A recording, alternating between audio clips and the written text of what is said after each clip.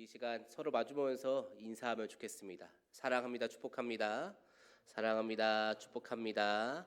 네, 주님의 이름으로 사랑하고 또 축복하면서 함께 지내는 우리 공동체가 되었으면 좋겠습니다. 오늘 여호와께 돌아가자라는 말씀으로 하나님 말씀을 한번 함께 나눠보고자 합니다. 사람이 살아가는 인생을 두고서 선택의 연속이다라는 말을 많이들 사용하곤 합니다. 그렇기에 그 선택이 성공했을 때와 실패했을 때 이 두 가지의 모습이 계속해서 반복되고 번갈아 가면서 나타나는 것이 인간이라는 사람이 살아가면서 겪게 되는 어떠한 현상 같은 그러한 일입니다.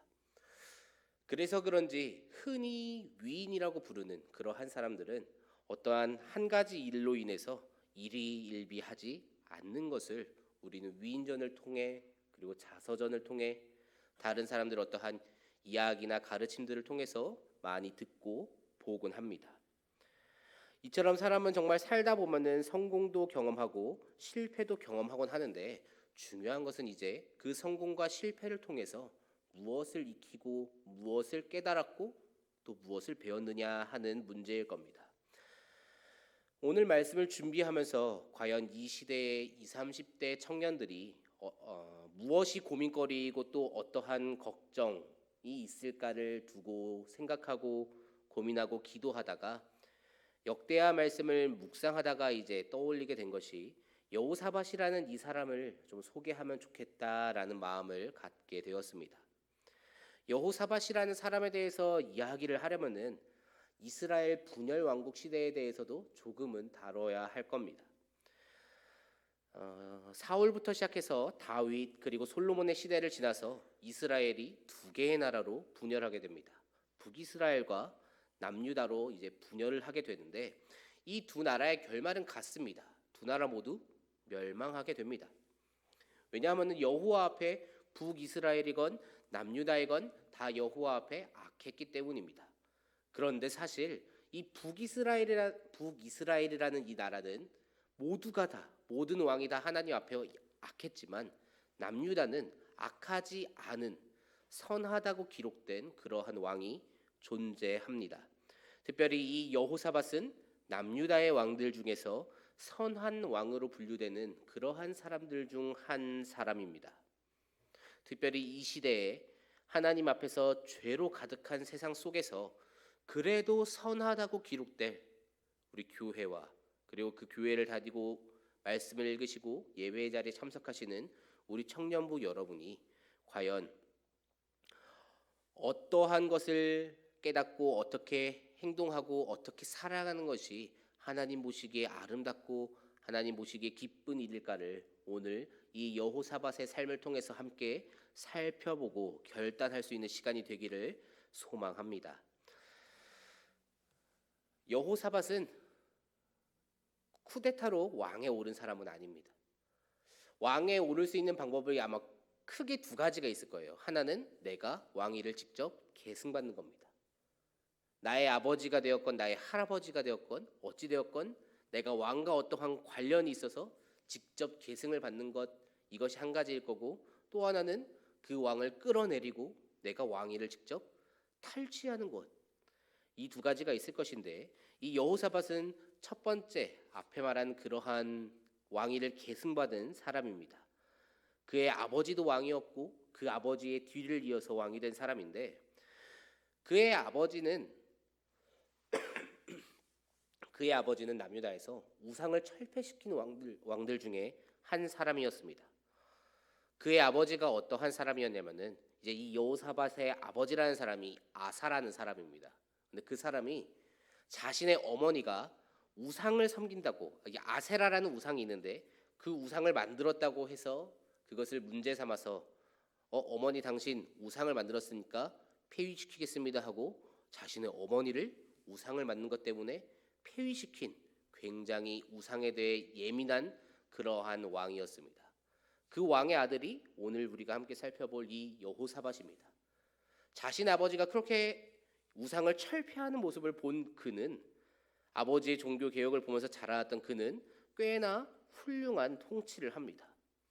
이 여호사밧이 왕이 되자마자 한 것은 국방력을 강화하는 일이었습니다. 국방력을 강화하면 어떠한 일이 벌어지게 될까요? 우선 나라가 안정되게 되겠죠. 나라가 안정되면은 자연스럽게 그 나라의 평화를 찾아온 왕에게 힘이 모이게 되어 있습니다.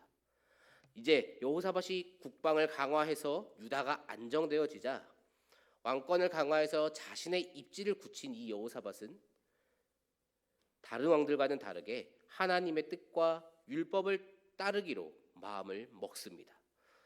역대하 17장 4절 말씀을 한번 보겠습니다.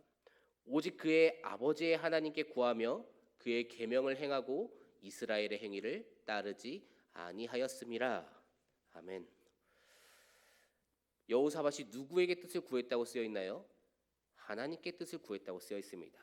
자신의 친구도 아니고 선조들도 아니고 어떠한 선배들도 아닌 오직 여호와 하나님께 그 뜻을 구했다고 말씀에서 이야기하고 있습니다. 악인들만 있어서 심판을 받은 그 북이스라엘처럼 행동하지 않았습니다. 그것으로 그치는 것도 아닙니다. 더 나아가서 17장 6절에는 이렇게 말을 합니다. 그가 전심으로 여호와의 길을 걸어 산당들과 아세라 목상들도 유다에서 제거하였더라. 아멘. 여러분께서 얼마나 성경을 많이 읽고 또 자주 보고 하시는지는 모르겠지만 방금 읽은 구절에 굉장히 눈에 띄는 단어가 하나 있습니다. 전심의로라는 단어인데요. 우리가 신앙생활을 하면서 쉽게 사용하는 단어입니다. 전심으로 기도하자, 전심으로 나아가자, 전심으로 하나님을 찾아야 된다 하는 그러한 등등 우리가 쉽게 말을 하는 단어인데 참으로 아이러니하게도 이 전심으로라는 단어는 성경을 통틀어서 딱 24번 등장합니다. 신구약 66권, 1189장 그리고 31,039절의 말씀들을 통틀어서 딱 24번 등장합니다. 그 중에 한 번이 오늘 등장하는 이 여호사밧에게 쓰여졌습니다. 그것은 결국에 성경이 이 여호사밧이라는 사람이 얼마나 하나님 앞으로 나아가고자 하는 그 마음이 진심이었는지를 성경이 직접 증언해주고 있는 것입니다. 수많은 사람들 중에 이 여호사밧은 전심으로 하나님의 계명을 따르려고 하였다라고 성경이 인정하고 하나님께서 그 마음을 인정해주고 계십니다. 그는 진심으로 나라를 개혁하고자 했습니다. 우리도 신앙생활을 하면서 매일매일 개혁하면서 나아가야 합니다. 나라를 뒤바꾸자는 것입니까? 물론 그렇게 되기를 소망합니다. 우리들의 행동으로 인해서 이 대한민국이 다시금 하나님 앞으로 돌아갈 수 있는 하나님 앞에 바로 설 수 있기를 간절히 소망합니다. 하지만 그보다는 먼저 더 가까운 곳에서부터 시작해야 할 테죠. 지금 나의 신앙은 어떠한지, 지금 나의 생활은 어떠한지 우리는 돌아볼 수 있어야 합니다. 나는 거룩한지, 나는 과연 여호와 앞에 전심으로 나아가고 있는지 매일매일 자신을 되돌아보아야 합니다. 여호사밧도 자기 자신에서 시작해서 국가로 그 영향력을 키웠습니다. 저는 우리 청년부에도 그러한 은혜와 역사하심이 있기를 소망합니다. 그러기 위해서 가장 먼저 필요한 것은 여러분의 마음입니다. 내가 먼저 개혁되어라는 마음을 가지고 자기 자신의 신앙을 먼저 돌아보고 하나님께로 전심으로 나아가시는 우리 청년부가 될 수 있기를 간절히 소망합니다. 그렇게 나라를 개혁하기 시작했던 그 여호사밧에게 문제가 하나 생깁니다. 그건 바로 북이스라엘의 왕과 친해졌다는 것입니다. 역대하 18장 1절 말씀입니다. 여호사밧이 부귀와 영광을 크게 떨쳤고 아합 가문과 혼인함으로 인척관계를 맺었더라. 아멘. 자, 여호사밧이 아합과 인척관계를 맺었다라고 쓰여 있습니다. 이것이 왜 문제입니까? 사실 이 당시에 남유다와 북이스라엘은 생각보다 사이가 좋지 않았습니다. 도리어 마주치면 싸우려고 하고 과연 이들이 진정으로 형제 국가인지 알 수 없을 만큼 앙숙과도 같은 관계였습니다. 그런데 지금 이 두 국가 차원에서 보면은 지금까지의 긴장 관계가 사라지고 서로 화합하는 아주 긍정적인 모습으로 보이기도 합니다. 어떻게 보면 오히려 정치를 굉장히 잘한 것이 아닌가 하는 생각까지 들 정도인데, 그런데 왜 이 부분을 성경에서는 아주 중요한 문제인 것처럼 18장 1절이라는 한 절을 빌어서 18장이 시작되는 그 부분에 기록해 두고 있을까요? 하나님의 뜻이 아니라는 것이죠. 방금 전까지만 해도 하나님께 전심으로 나아가려고, 계명을 전심으로 따르려고 하나님께 구하고 하나님께 나아가고 하나님의 뜻대로 실천한다는 그 여호사밧이 왜 하나님의 뜻과는 전혀 관련이 없는 북이스라엘의 아합과 친해지는 저러한 실수를 했을까 하는 생각이 들지도 모르겠습니다. 여호사밧 그가 왜 이러한 실수를 저질렀을까요? 우리가 쉽게 알고 있는 단어로는 아마 익숙함이라는 단어가 가장 알맞을지도 모르겠습니다. 조금 더 나아가면 안일함, 조금 더 직설적으로 말을 하면은 교만함이죠. 평소에는 그렇게 하나님의 뜻을 잘 묻던 그가 이 사안을 두고 아합과 이제 이 인척관계 혼인하는 그 문제를 두고 하나님께 구하지 않습니다. 북이스라엘도 하나님께서 택하신 백성이니 그들의 후손이니 하나님께서도 원하실 거야 라고 생각했을지, 다른 나라의 누군가와 혼인하느니 차라리 조상이 같은 저 북이스라엘과 혼인하는 것이 더 하나님 보시기에 좋을지도 모르겠다라고 생각했을지는 모르겠지만, 분명한 것은 그는 하나님께 이 문제를 구하지 않았다는 것입니다. 하나님께 구하지 않고 그가 혼인을 맺은 그 사람이 누구입니까? 북이스라엘의 아합입니다. 이 아합이 누구입니까? 성경에서 악인 중에 악인이라고 기록하고 있는 사람입니다. 그러한 그와 혼인관계를 맺는 것, 이것이 하나님의 뜻일까요? 결코 그렇지 않습니다. 우리도 신앙생활을 하면서 거룩하게 살아가려고 노력합니다. 소위 교회를 다닌다라고 이야기를 하는 그 사람들 중에, 나는 그리스도인입니다라고 고백하는 그 사람들 중에 거룩하지 않으려고 최선을 다하는 사람은 아마 찾아보기 힘들 겁니다. 적어도 마음 먹기는, 적어도 주일 예배를 드리는 오늘은 내가 이번 한 주는 거룩하게 살아가리라라고 결단하고 다짐합니다.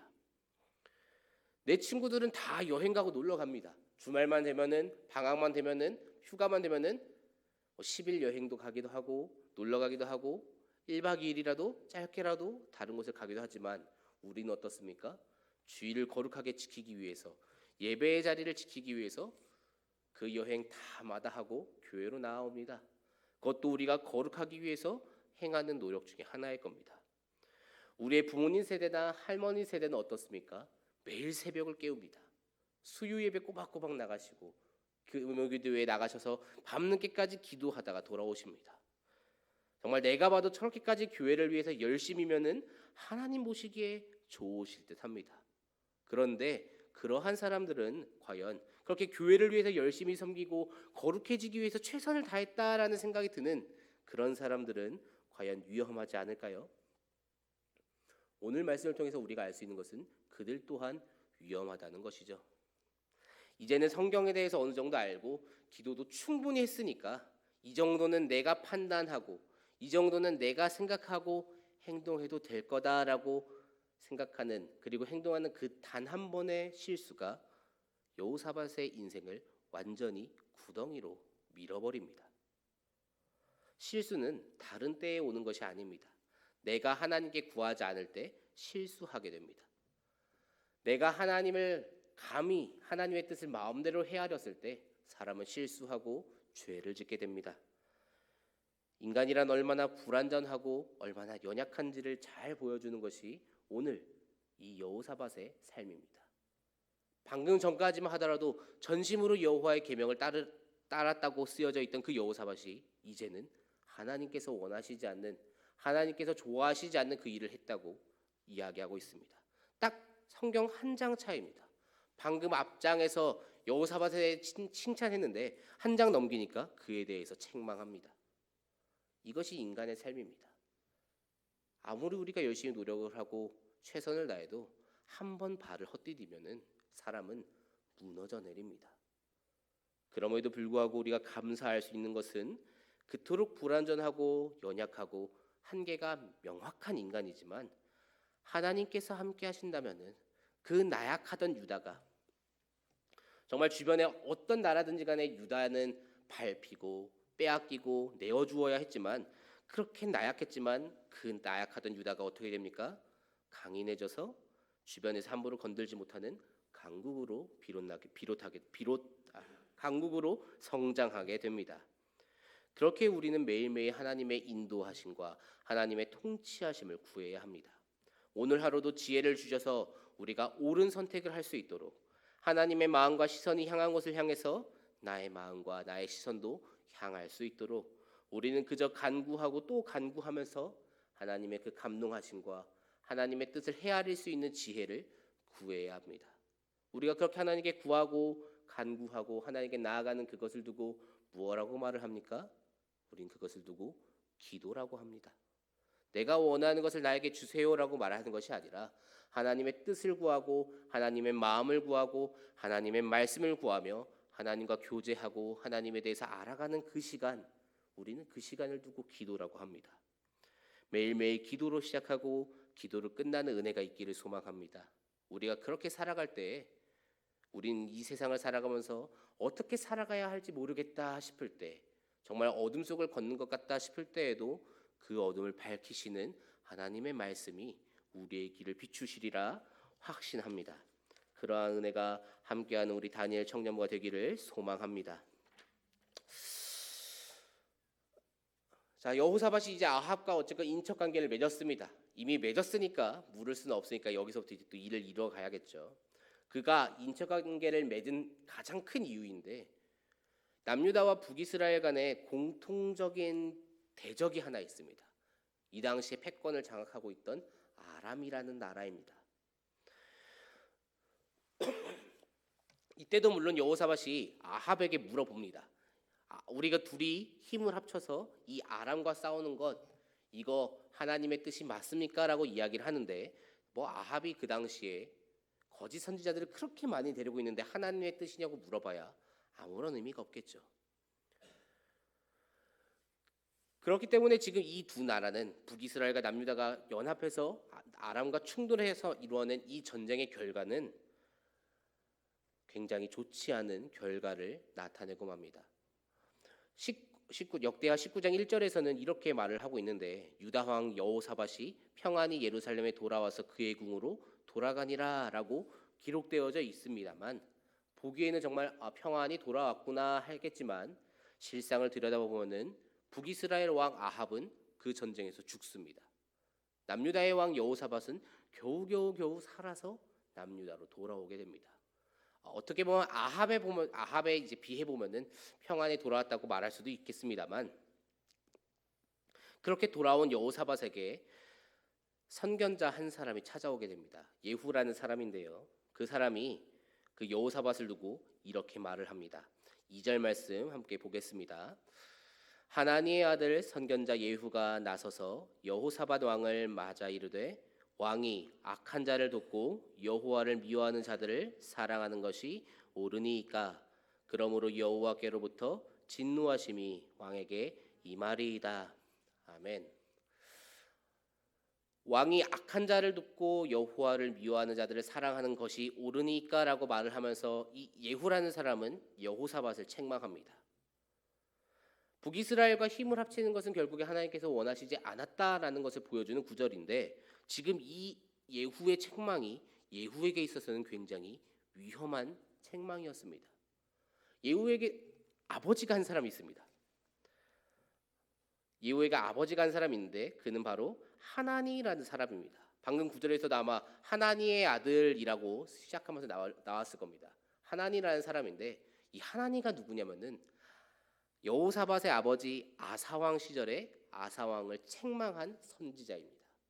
아사왕이 굉장히 나름 훌륭한 정치를 했지만 그가 끝에 가서 실수를 해서 그 부분을 두고 이 하나니라는 사람이 책망을 합니다. 아사왕 당신 그러면 안 됩니다라고 책망을 했는데, 이 아사왕은 그 하나니를 잡아다가 옥에 가둬버립니다.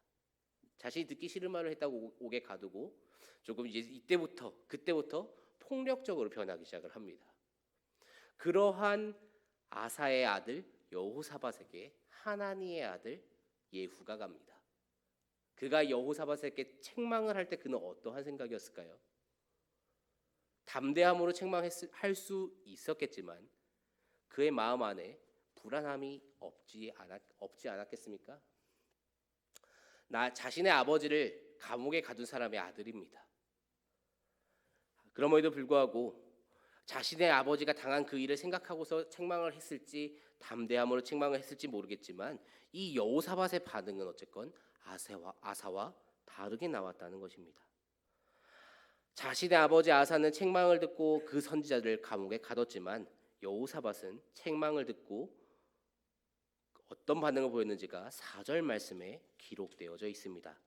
여호사밧이 예루살렘에 살더니 다시 나가서 브엘세바에서부터 에브라임 산지까지 민간에 두루다니며 그들의 조상들의 하나님 여호와께로 돌아오게 하고. 오늘 우리가 함께 읽은 그 본문 말씀이죠. 그는 백성들을 하나님께로 돌아오게 합니다. 브엘세바부터 에브라임 산지까지라는 말은 남유다의 영토 전체를 뜻합니다. 결국 이 여호사밧은 남유다 전 백성들을 하나님께로 돌아오게 만들었더라라고 성경에서 기록하고 있는 것입니다. 자신의 죄가 무엇인지를 인정하고 하나님께서 원하시는 것이 무엇인지를 구하고 하나님의 뜻대로 행동하려고 마음먹었을 때 여호사밧은 자신뿐만 아니라 남유다의 온 백성이 하나님께로 돌아오게 만듭니다. 우리가 보여야 하는 모습이 오늘 이 여호사밧과 같은 모습입니다. 때때로 우리가 기도하다가 혹은 말씀을 묵상하다가 아니면 우리의 부모님이나 우리에게 조언을 해준 또 다른 누군가를 통해서 우리를 책망하시는 하나님의 말씀이다라는 그러한 확신적인 감동이 들 때가 있습니다. 저도 말씀을 읽을 때 그리고 기도할 때 그렇게 생각하고 그렇게 행동하는 것은 조금 아닌 것 같다라는 확신이 들 때가 있는데 그때 사람이 가장 먼저 취하는 행동이 무엇일까요? 가장 먼저 하는 것은 우선 그것을 밀어냅니다. 이것은 하나님의 뜻이 아닌 내가 갖고 있는 생각이야. 하나님이 날 이렇게 책망하실 리 없어 하고 잠깐 밀어두고 그 말씀과 이제 전혀 반대쪽 되는 말씀을 찾아보면서 나의 이 생각에 대해서 하나님께서 동의해 주실 거야라는 그러한 하나님의 동의를 내가 의도적으로 찾기 시작을 합니다. 내가 원하는 것과 전혀 다른 응답은 하나님의 응답이 아닌 나의 생각이고 내가 원하는 하나님의 음성은 내가 원하는 나의 생각은 이것은 하나님의 음성인 것 같아 라고 하는 것이 우리 사람입니다. 근데 여호사밧은 지금 그러지 않았습니다. 자신을 향한 하나님의 그 책망을 무겁게 받아들입니다. 하나님께서 무엇을 원하시고 무엇을 하시고자 하시는지를 그는 알고 깨닫게 된 것에 대해서 순종하며 나아갑니다. 우리는 하나님의 말씀에 이 여호사밧과 같이 반응해야 합니다. 반응하되 순종하며 반응해야 합니다. 그가 하나님의 말씀에 순종했을 때 어떤 은혜가 있었습니까? 모든 백성들이 여호와께로 돌아오는 은혜가 있습니다. 이 일로 인해 모든 백성이 여호와께로 돌아오는 이 일로 인해 이 다음에 20장에 가서 또 남유다가 침공을 받을 때 하나님께서 그 남유다를 지켜주시는 은혜가 일어나게 됩니다. 우리에게 이러한 힘과 은혜를 주시는 하나님께 우리는 그저 감사하며 하나님의 말씀에 순종하면서 살아갈 수 있어야 합니다. 우리가 순종할 때 하나님께서 우리에게 새 힘과 능력을 주신다는 것을 꼭 기억하고 우리를 보호해 주시는 그 하나님의 말씀에 하나님의 그 인도하심에 의지하면서 이번 한 주도 살아가시는 우리 청년부 여러분 되기를 소망합니다. 우리는 오늘 역대하 17장부터 20장까지의 말씀을 통해서 여호사밧이라는 사람을 보았습니다. 그는 성공도 해보았고 실패도 해보았습니다. 성공을 통해서 누린 은혜와 또 반대로 실패를 통해서 들은 이 책망은 그가 하나님만을 따르는 것이 옳은 삶이라는 것을 깨닫게 해줍니다. 그리고 그러한 길을 따라가게 만듭니다. 여호사밧이 그러한 길을 따랐을 때, 그러한 하나님의 말씀을 따랐을 때 어떠한 은혜를 입었습니까? 나라가 강해지고 아무리 이방 민족이 쳐들어오더라도 하나님께서 지켜주시는 은혜를 입습니다. 그런데 가만히 생각을 해보면은 이 백성들을 여호와께로 돌아오게 하는 것, 이게 만약에 여호사밧이 성공적인 정치를 했더라면은 쉬운 일이고 가능했을 것 같습니다. 조금 쉽게 얘기하면은 다윗 아실 겁니다. 이 다윗이 백성들에게 여호와께로 돌아가자라고 말을 하면은 이스라엘 백성들 중에 그 누구도 그에 대해 반박하지 않을 겁니다. 주변 강대국들에게 치던 이스라엘이 아니라 주변 나라들을 치던 강대국 이스라엘을 만든 사람이기에 그 영향력이 너무나도 컸으니까 어쩌면 이스라엘이 아니라 주변 이방 민족들까지도 하나님께로 돌아오게 했을지도 모를 사람인데 지금 오늘 여호사밧은 어떻습니까? 아람 왕국과의 전쟁에서 패배하고 돌아왔습니다. 패배하고 돌아온 것도 모자라서 예후 선지자에게 책망까지 듣습니다. 그가 백성들에게 어떠한 말을 하든지 간에 그 말에 영향력이 있고 힘이 들어있을까요? 절대 그러지 않을 겁니다. 제가 지금 이 자리에서 말씀을 선포하고 있지만 만약에 어제 저녁에 누군가가 저와 식당에서 마주쳤고 제가 그 식당에서 목회자가 하기 참 어려워 보이는 일을 하고 있는 것을 누군가 보았더라면 이 자리에서 제가 말씀을 선포하고 있을 때 그 말씀에 힘이 있고 능력이 담겨 있을까요? 그러지 않을 겁니다. 오늘 이 여호사밧이 지금 그렇다는 것이죠. 아람 왕국에 패배하고 돌아온 왕입니다. 그것도 자신 마음대로 하나님께서 싫어하시는 악인들과 친해져서 패배하고 돌아왔고 그 일로 인해 하나님께 책망을 들은 왕입니다. 그 사람이 지금 하나님께 돌아가자고 말을 합니다. 백성들이 어떻게 생각을 하고 있을까요? 오늘날 세상이 볼 때 교회가 이러한 모습이 아닐까요? 하나님께로 나가야 합니다. 예수님만이 우리 구원의 길입니다 라고 말을 하지만 우리가 쉽게 보는 그 뉴스에서 나오는 수많은 문제들, 그것들은 그 세상으로 하여금 그러한 음성에 대해, 교회의 그 음성에 대해서 어떻게 생각하게 만듭니까? 긍정적으로 반응하게 만듭니까? 그렇지 않습니다. 부정적으로 반응하게 만듭니다. 오늘날 교회가 욕을 먹고 교회가 무슨 말만 하더라도 아무런 이유 없이 그저 교회가 하는 말이니까 무조건 반대해야 돼라는 그러한 사람들까지 생길 정도로 지금 교회는 영향력을 잃었습니다. 마치 여호사밧과 같습니다.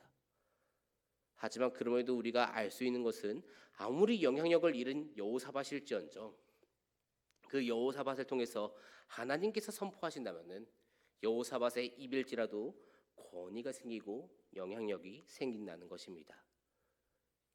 왜 하나님께서 그 여호사밧을 통하여서 역사하셨습니까? 그것은 여호사밧이 하나님께로 돌아가고자 하는 그 마음을, 돌아가고자 하는 그 생각을 우리 하나님께서 알고 계셨기 때문입니다.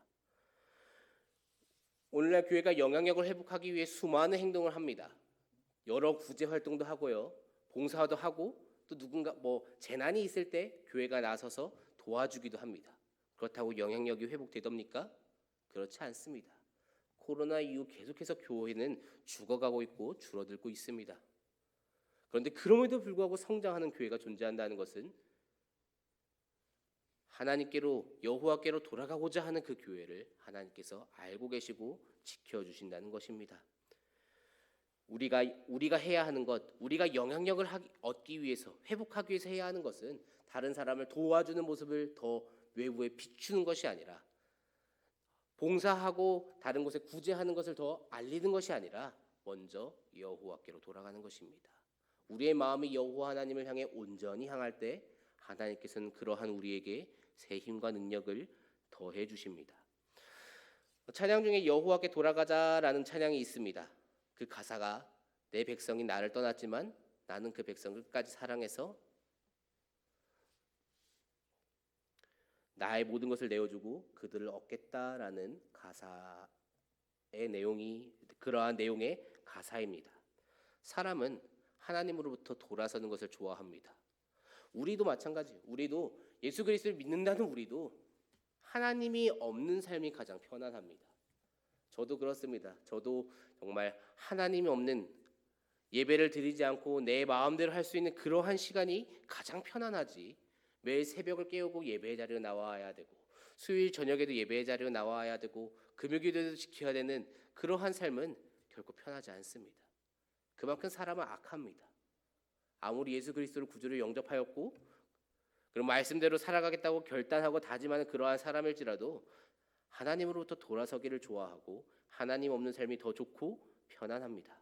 그런데 그렇게 되면은 오늘 말씀에서 본 그 여호사밧과 같이 아람과의 전쟁에서 패배해야 하고 하나님께 책망을 듣고 영향력을 잃어가야 합니다. 지금 우리가 이러한 상황에 처해 있었습니다. 하나님께 돌아가고 싶어도 돌아갈 방법도 모르고 하나님으로부터 책망을 듣지만 이것을 해결할 방법도 모르고, 그러한 우리에게 누가 오십니까? 우리의 예수 그리스도께서 오십니다.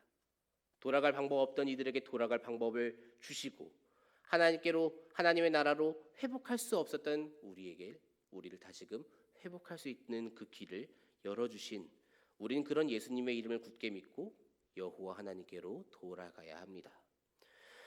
죄악으로 가득한 이 땅에 선한 한 사람이 있습니다. 그가 하나님께 온전히 돌이켰을 때 그로 인해서 그 나라의 모든 백성이 평안해졌다는 것을 오늘 우리는 성경을 통해 볼 수 있었습니다. 지금이라고 해서 다른가요? 우리 안에 예수라는 이름이 명확하게 들어있다면 우리가 아무리 죄로 가득한 이 땅에서 정말 희망도 아무것도 없는 오직 절망만이 있는 이 땅일지라도 내 안에 예수 그리스도라는 그 이름이 빛나고 있다면 우리는 평안함을 유지하며 살아갑니다. 넘어질 때도 있습니다. 내 마음대로 행동해서 죄 지을 때도 당연히 있겠죠. 하지만 그럼에도 불구하고 하나님께서 원하시는 것은 나는 죄를 지었어. 나는 역시 안 돼. 나 같은 것은 구원받을 자격이 없어라고 말을 하며 절망하며 쓰러지는 것이 아니라 그럼에도 불구하고 다시 여호와께로 돌아가기 위해 예수 그리스도의 그 이름을 의지하고 손을 내미는 것입니다. 우리가 그러한 마음을 가지고 손을 내밀 때 정말 절망밖에 없는 그러한 현실 속에서도 그 손을 붙잡고 날아올라 주실 그 하나님의 은혜를 믿습니다. 오늘이 지나고 내일부터 또 한 주간 치열한 시간이 반복될 겁니다. 회사에서는 이리 치이고 저리 치일 거고요. 수많은 유혹이 있을 거고 새벽에 기도하는 것은커녕 식사하기도 하기도 눈치 보이는 상황이 반복될지도 모릅니다. 수요 예배를 나와요. 수요 예배 시간이 몇 시인지나 기억하면 다행일지도 모르는 것이 우리가 살아가고 있는 이 땅의 현실입니다. 하지만 그럼에도 불구하고 우리가 기억해야 하는 것은 내 안에 예수 그리스도의 그 이름이 빛나고 있다면, 내가 여호와께로 돌아가기를 간절히 소망한다면 하나님께서는 우리를 다시금 회복시켜 주실 것이다라는 그러한 말씀입니다. 여호와께로 돌아가셔서 하나님께서 주시는 그 은혜로 인해서 더욱더 거룩하여지고 그 영향력을 우리 주변 사람에게 끼칠 수 있는 이번 한 주가 되기를 간절히 소망합니다.